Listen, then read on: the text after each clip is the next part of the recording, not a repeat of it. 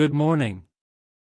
First, let's start with the passage from the book of John in the Bible, specifically John 5 verses 31 to 36, New International Version. 31. If I testify about myself, my testimony is not true. 32. There is another who testifies in my favor, and I know that his testimony about me is true. 33. You have sent to John and he has testified to the truth. 34. Not that I accept human testimony, but I mention it that you may be saved.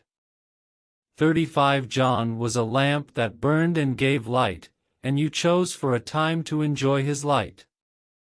36. I have testimony weightier than that of John.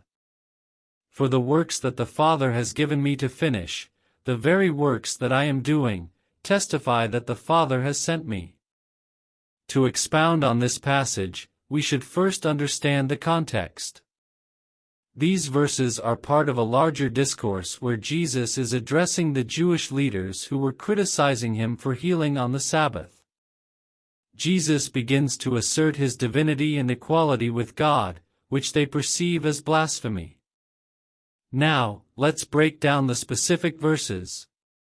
In verse 31, Jesus acknowledges a common legal standard of the time, and indeed, a standard that is maintained today, that one's own testimony about oneself is not considered valid.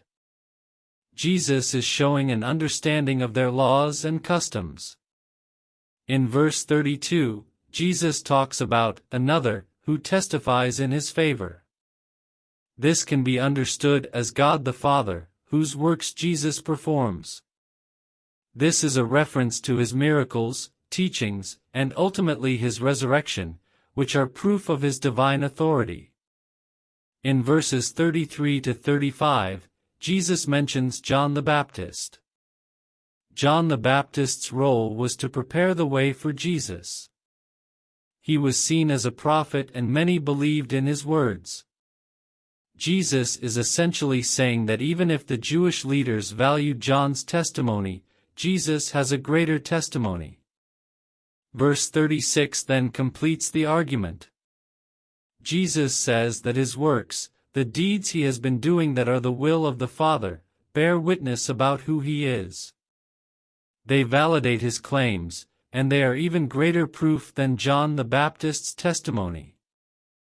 This passage ultimately shows Jesus' claim to his divine authority and the unique relationship he has with the Father. He also demonstrates an understanding of the need for validation and a recognition of legal norms, but he places the highest importance on the works he performs as the testimony of his divine mission.